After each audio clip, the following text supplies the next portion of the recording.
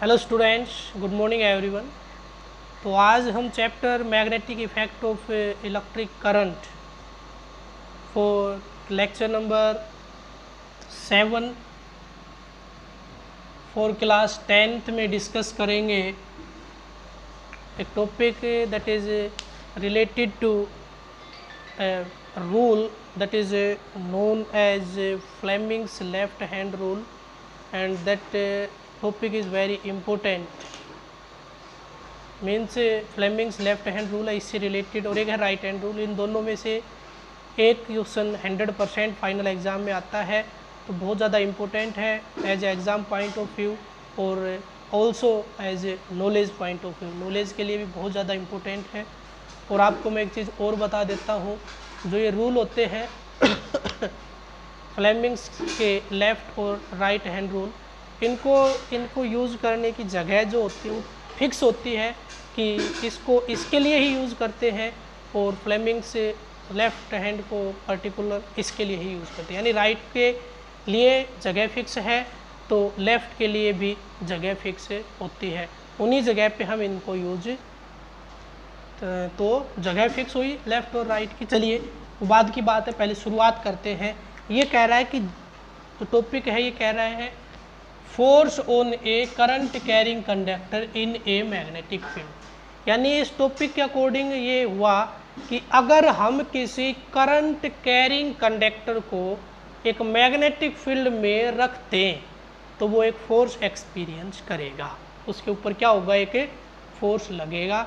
तो एक्टिविटी से आप चाहो तो लैब में करके देख सकते हो, बहुत इजी सी एक्टिविटी इसकी होती है। होता क्या है, अपने पास एक इंसुलेटिंग स्टैंड होना चाहिए। क्या होना चाहिए कि इंसुलेटिंग स्टैंड, और उस स्टैंड के ऊपर हम क्या फिक्स कर देंगे, एक, ये मैं यहाँ पे लेके चल रहा हूँ कि ये मेरे पास एक कंडक्टर है और इसको मैंने ऐसे करके और यहाँ से टाई कर दिया, और यानी यहाँ पे कनेक्शन दे दिया। दोनों काम करेगा, जो ये वायर है ये यहाँ पे इलेक्ट्रिसिटी भी पहुँचाएगा, इसको होल्ड भी करेगा, और दूसरा जो है वो मैं यहाँ से करके यहाँ कर दिया इस तरह से, और इसको मैं कनेक्ट कर देता हूँ सोर्स ऑफ ईएमएफ से। तो इधर पॉजिटिव नेगेटिव ये लगा देता हूँ मैं ऑन ऑफ की। तो ये इस तरह से मैंने इसको यहाँ पे होल्ड कर दिया है। इस तरह से लेंथ ले लेंगे और यहाँ पे रख देंगे एक होर्स शू मैग्नेट। क्या रख देंगे, एक होर्स शू मैग्नेट। क्या रख देंगे यहाँ पे, एक होर्स शू मैग्नेट। अब जो मैग्नेट है उसके आपको पता है ये दो पोल होते हैं, एक नॉर्थ और एक साउथ। तो एक पोल इसका नॉर्थ है और एक साउथ है। इस तरह से इस एक्टिविटी में हमें करके देखना है कि ये फोर्स एक्सपीरियंस करेगा या नहीं करेगा। तो पॉजिटिव टू नेगेटिव करंट की डायरेक्शन होती है। मान लिया आई करंट इसके अंदर फ्लो कर रहा है, तो जैसे ही हम इस प्लग की को ऑन करते हैं, की को ऑन करेंगे, जैसे ही हम की को ऑन करेंगे तो क्या होगा, इसके अंदर से करंट का फ्लो शुरू हो जाएगा। जैसे ही की को ऑन करेंगे तो ये जो इसमें आपको कंडक्टर दिख रहा है या तो ऐसे या फिर ऐसे हिलेगा। की को ऑन करते एक बार हिलेगा और वहीं की वहीं रुका रह जाएगा। इधर करेंगे या इधर करेंगे, जो भी है डायरेक्शन बदलेंगे तो इसकी डिफ्लेक्शन की डायरेक्शन भी बदल जाएगी। तो इस एक्टिविटी से हम ये शो कर सकते हैं कि ऐसा होता है। चलिए थोड़ा सा आगे प्रोसीड करते हैं। ये तो हो गया, तो नोट कीजिए when A current carrying conductor, note कीजिए टॉपिक के बाद when A current carrying conductor. Diagram बना लो, आपकी नॉलेज के लिए रहेगा, अच्छा रहेगा, लेकिन पेपर में नहीं आ सकता ये डायग्राम। बना लो लेकिन नॉलेज के लिए, ताकि पता चल जाए कैसे हुआ था। नोट कीजिए when A current carrying conductor is placed in a magnetic field, when a current carrying conductor is placed in a magnetic field, then it experience a force, the direction of that force is given by the direction of that force is given by Fleming's left hand rule. Fleming's left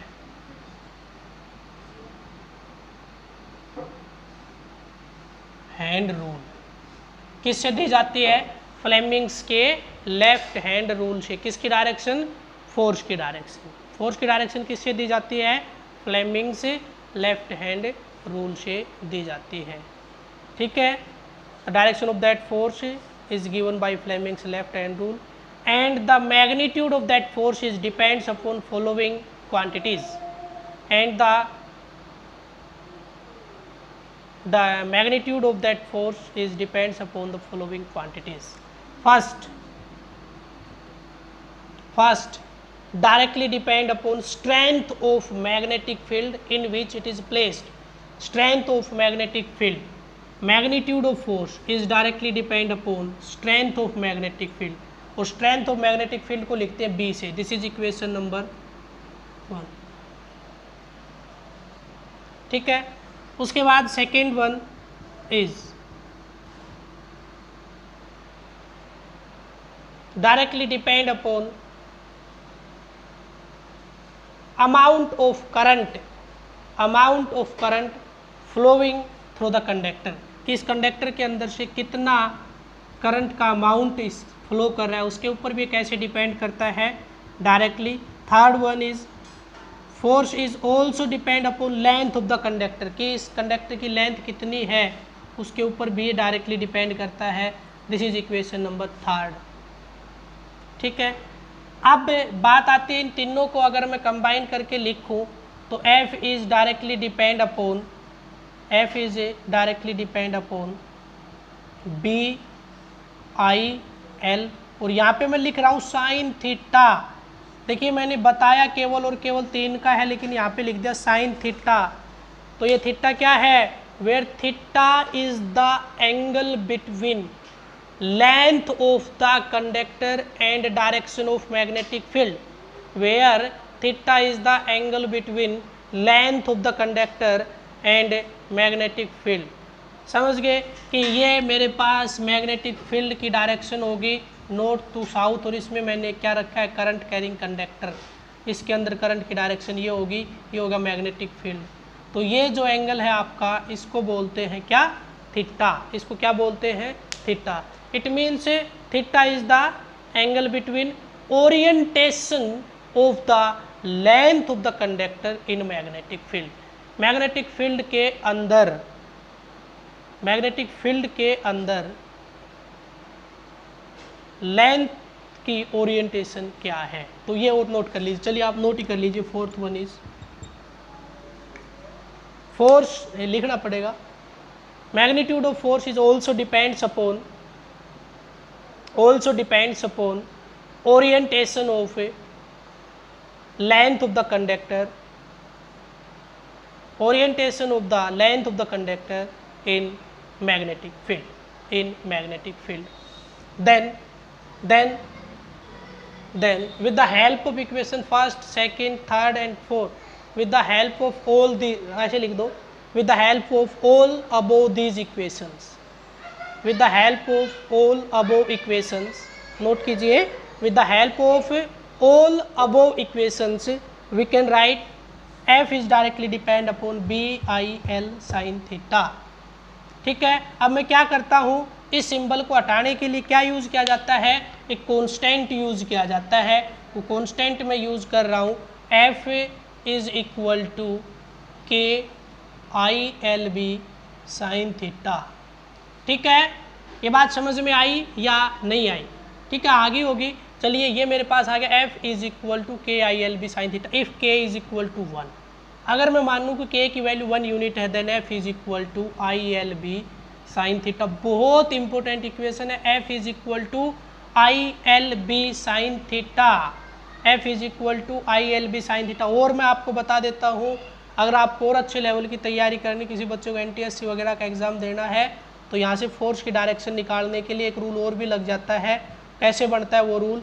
I into L cross B, ऐसे आप लगा सकते हो। तो यहाँ से ये force आ जाएगा किस में, वेक्टर फॉर्म में। फोर्स एक वेक्टर क्वांटिटी, वेक्टर और स्केलर 9th में पढ़ चुके ना, तो फोर्स एक वेक्टर क्वांटिटी है। तो ये आ गया F is equal to I L cross B, लेकिन आपको 10th क्लास में इस लेवल तक करना होता है, ठीक है। आगे अगर किसी को NTSC वगैरह की तैयारी करनी है तो इस फॉर्म में बना दीजिए फिर, ताकि रूल लगा सके। कौन सा रूल, क्रॉस प्रोडक्ट वाला, वो वाला उंगलियों वाला बताया था 9th क्लास में, अगर याद नहीं है तो फिर बता देंगे, ठीक है। लेकिन आप इस फॉर्म में लिख सकते हो इसको, ये और ये सेम ही बात है, लेकिन आप यही रखिए, कोई बात नहीं है। F is equal to I L B sine theta, आप यहाँ तक नोट कर लीजिए। आपकी बुक के अकॉर्डिंग, NCERT बुक के अकॉर्डिंग यहाँ तक 10th के सिलेबस में आता है F is equal to I L B sine theta. तो फोर्स हो गया आपका। अब बात आई कि जो फोर्स की डायरेक्शन है वो निकालेंगे कैसे, फ्लेमिंग्स लेफ्ट हैंड रूल से। अब ये फ्लेमिंग्स लेफ्ट हैंड रूल होता क्या है, तो नोट कीजिए अगली heading, Fleming's left hand rule. Fleming's left hand rule. चलिए, बहुत इजी सा है, फ्लेमिंग्स लेफ्ट हैंड रूल। अब आपने देखा कि मैंने फ्लेमिंग्स के लेफ्ट हैंड रूल को कहाँ यूज किया, जहाँ पे फोर्स की डायरेक्शन निकालनी थी। भाई यहाँ पे फोर्स की डायरेक्शन ही तो नहीं पता थी, तो फ्लेमिंग्स लेफ्ट हैंड रूल केवल और केवल फोर्स या फिर मोशन, एक ही बात है, फोर्स जिस डायरेक्शन में लगेगा उसी डायरेक्शन में मोशन होगा। फोर्स या मोशन की डायरेक्शन पता लगाने के लिए होती है, जहाँ पे ये हमें पता होना चाहिए कि मैग्नेटिक फील्ड की डायरेक्शन क्या है और करंट किस डायरेक्शन में फ्लो कर रहा है। जहाँ पे ये चीज़ पता है वहाँ पे फोर्स या फिर मोशन निकालने के लिए क्या यूज किया जाता है, फ्लेमिंग्स का लेफ्ट हैंड रूल। अब बात आती है याद कैसे रखें। तो ये जो चैप्टर हम पढ़ रहे हैं इसमें सारे के सारे टॉपिक केवल और केवल 2 डिवाइसेस के लिए पढ़ रहे हैं। एक इलेक्ट्रिक मोटर समझते हो, घर में जितनी पंखा चल रहा है, कूलर चलता है, पानी खींचने वाली मोटर जो होती है, पंप जिसको बोलते हैं, ठीक है, ये मोटर है, चक्की चलाने वाली मोटर है। जितनी भी आपके पास ऐसी डिवाइसेस हैं जिनको हम इनपुट में क्या दे रहे हैं, इलेक्ट्रिसिटी, क्या दे रहे हैं, इलेक्ट्रिसिटी, और उससे जो आउटपुट मिल रही है वो उसके घूमने के कारण मिल रही है। किसके कारण, रोटेट होने के कारण। तो उन सभी में क्या लग रही है, मोटर लगी हुई है। उन सभी में क्या लगी हुई है, मोटर लगी हुई है। तो अब मेरे को ये बताइए, जब आप मोटर को यूज करते हैं तो उसके अंदर जो मैग्नेटिक फील्ड है वो तो फिक्स कर दिया गया, मैग्नेटिक फील्ड है वो तो फिक्स कर दिया गया, क्योंकि उसके अंदर करंट कैरिंग कंडक्टर रखना है। अब करंट कैरिंग कंडक्टर रखना है तो मोटर को करंट देते कौन है, हम देते हैं ना।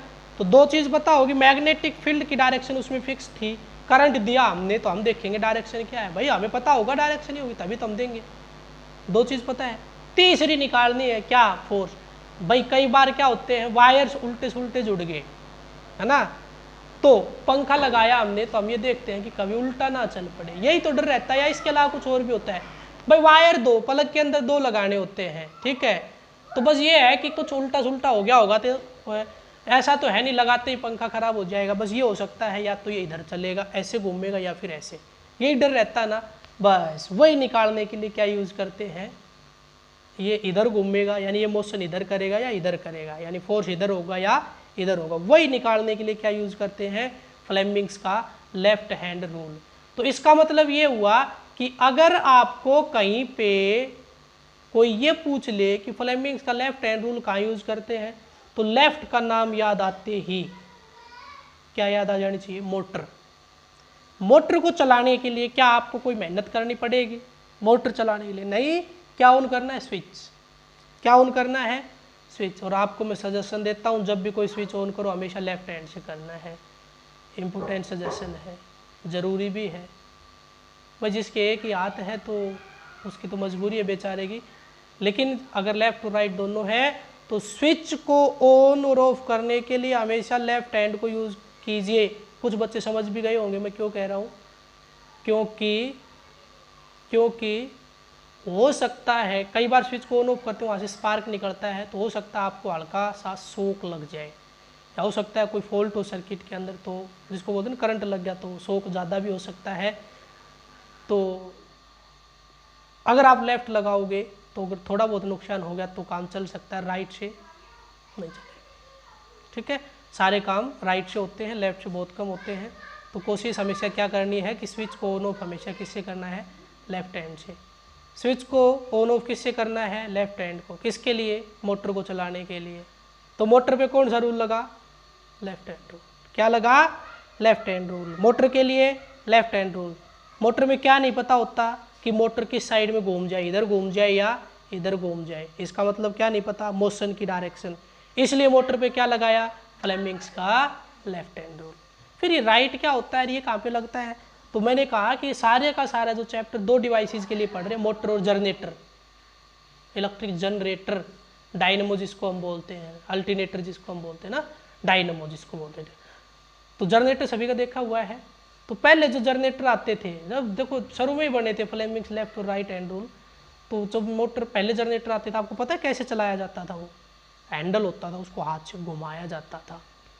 ज़्यादा हार्ड वर्क था ना, हाथ से घुमाना, हाथ से घुमाना हार्ड वर्क था या नहीं था, ज़्यादा जोर का काम था कि नहीं, आपको ज़्यादा मेहनत करनी पड़ेगी घुमाने के लिए। स्विच दबाने में ज़्यादा मेहनत या हैंडल घुमाने में, हैंडल घुमाने में ज़्यादा है ना। तो आपको पता है कि जिसमें ताकत का काम होता है उस पर कौन सा रूल, कौन सा हाथ यूज होगा, राइट, कौन सा हैंड यूज होगा, राइट हैंड। तो जनरेटर का जो हैंडल उसको घुमाने के लिए क्या यूज कर रहे हैं, हैंडल। अब मेरे को ये बताइए, आपको ऐसे घुमाना है या ऐसे घुमाना है, आपके हाथ में ही है। इट मीन्स यहाँ पे तो मोशन पता है हमें कि किस साइड में रोटेट करेंगे, मैग्नेटिक फील्ड की डायरेक्शन फिक्स है इसमें भी। ये एक चीज़ पता चल गई ना हमें कि हमें पता है कि हैंडल को हम किस तरफ घुमाएंगे, तो मोशन पता होगा, मैग्नेटिक फील्ड। तीसरी चीज़ क्या नहीं पता होती, करंट। तो जनरेटर में आउटपुट क्या मिलती है, करंट। तो करंट किस डायरेक्शन में, यानी देखो अब दो वायर होंगे बाहर, एक लाइव और एक न्यूट्रल। ठीक है, एक पता है ना लाइव और न्यूट्रल इलेक्ट्रिसिटी में आ चुके, फेज और अर्थ जिसको हम बोलते हैं ना, अर्थ नहीं होता वो न्यूट्रल होता है। ठीक है, अर्थ वैसे गांव की भाषा में बोल देते हैं, अर्थ नहीं होता वो न्यूट्रल और लाइव होता है। तो अब ये नहीं पता होता कि कौन सा क्या होगा, जनरेटर में दो वायर हैं, पता नहीं कौन सा लाइव और कौन सा न्यूट्रल होगा, बस ये कन्फ्यूजन रहता है, ये कन्फ्यूजन होता है। इसका पता लगाने के लिए क्या यूज़ करते हैं, राइट हैंड रूल। क्या यूज़ करते हैं, राइट हैंड रूल। तो आपका बिल्कुल क्लियर हो जाना चाहिए, लेफ्ट कहाँ यूज़ करेंगे, राइट कहाँ यूज़ करेंगे। लेफ्ट कहाँ, मोटर में, राइट कहाँ, जनरेटर में।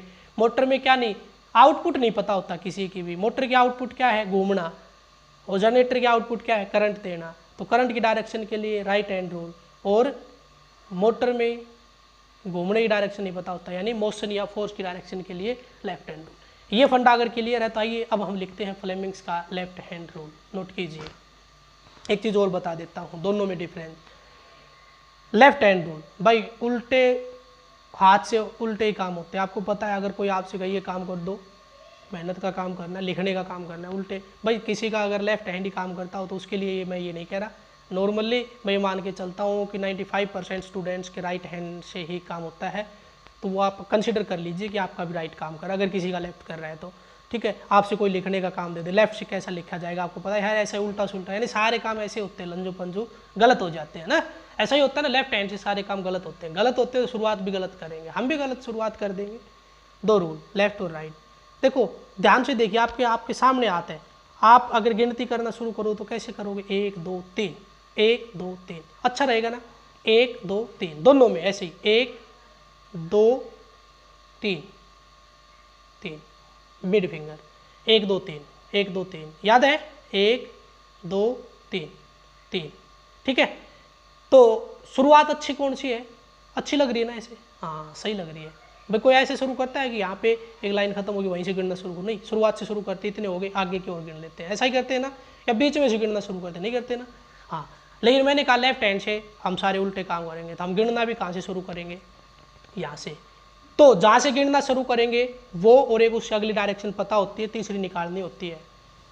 ठीक है, तो दोनों पे एक ही रूल है, father mother child, father mother child, father mother child, force magnetic field electric current, father mother child, force magnetic field electric current. Force oblique motion कर सकते हो, मोशन और फोर्स एक ही बात है, ठीक है। तो हम फोर्स की फॉर्म में याद रखेंगे। ऐसे ही इसमें भी होता है, फादर मदर चाइल्ड। लेकिन इसकी शुरुआत कहाँ से करनी है? नीचे से, इधर से। करंट, मैग्नेटिक फील्ड निकालेंगे क्या? फोर्स। इसकी शुरुआत कहाँ से करनी है? यहाँ से। Force, magnetic field, current. पता चलेगा? तो लेफ्ट हैंड किसके लिए? फोर्स की डायरेक्शन के लिए। शुरुआत कहाँ से? उल्टी शुरुआत, यानी मिड फिंगर से। राइट हैंड किसके लिए? जनरेटर के लिए। जनरेटर में क्या निकालना होता है? Electric current. सीधा हाथ है तो काम भी सही होंगे तो हम भी सही शुरुआत करेंगे। मिड कहाँ से? थंब से। चलिए अब मैं बताता हूँ आपको क्या करना है। अपने लेफ्ट हैंड की थंब, फर्स्ट फिंगर और मिड फिंगर को म्यूचुअली परपेंडिकुलर ईच अदर, यानी इस तरह से स्ट्रेच कीजिए। इस तरह से स्ट्रेच दिख रहा है आपको हाथ? इस तरह से कोशिश कीजिए, सभी स्ट्रेच करें, करके देखें वीडियो के साथ साथ। थंब को बिल्कुल सीधा कर लीजिए, फिर उस उंगली को सीधा कर दीजिए और फिर इस उंगली को केवल इतना ओपन कीजिए। तो अब देखिए इसके बीच में और इसके बीच में ये एंगल कितना रहेगा? 90 डिग्री। इसके बीच में और इसके बीच में ये एंगल कितना है आपका? इधर से ऐसे ऐसे ऐसे ऐसे कितना है? 90 डिग्री। अब मैं इसको हटा देता हूँ, इस उंगली को हटा दिया और इसको रखता हूँ ऐसे, दिख रहा है ना? इसको रखता हूँ ऐसे। ये उंगली अगर है ही नहीं, ऐसे है ही नहीं, तो इसके बीच में इसके बीच में एंगल कितना हुआ? ऐसे ऐसे 90 डिग्री, ऐसे ऐसे 90 डिग्री। इट मीन सभी के बीच में आपस में एंगल कितना है? 90 डिग्री। तो क्या करना है? Stretch the thumb, first finger and mid finger of your left hand in such a way that they are mutually perpendicular to each other। एक लाइन क्लियर हुई फ्लेमिंग्स लेफ्ट हैंड रूल की। Stretch the thumb, first finger and mid finger, इसको first को four finger भी बोलते हैं, ठीक है। थंब, फर्स्ट फिंगर और फोर फिंगर भी बोल सकते हो, एंड मिड फिंगर, इसको मिड ही बोलते हैं। First finger, thumb, first finger and mid finger in such a way that they are mutually perpendicular to each other। अब देखिए शुरुआत कहां से करें। If mid finger is in the direction of electric current and first finger is in the direction of magnetic field, if first mid finger is in the direction of magnetic field, first finger is in the direction of ये क्या था? Electric current. First mid finger is in the direction of electric current, mid finger is in the direction of magnetic field, then thumb of your left hand points the direction of force और motion of the conductor, force और motion of the conductor. अब actual जो definition बनी वो लिख लीजिए। Fleming's left hand rule की जो डेफिनेशन वो एग्जैक्ट लिखनी क्या है आपको नोट कीजिए। Stretch the left hand, stretch the left hand such that the thumb, first finger and mid finger are mutually perpendicular to each other, are mutually perpendicular to each other। full stop लगाइए।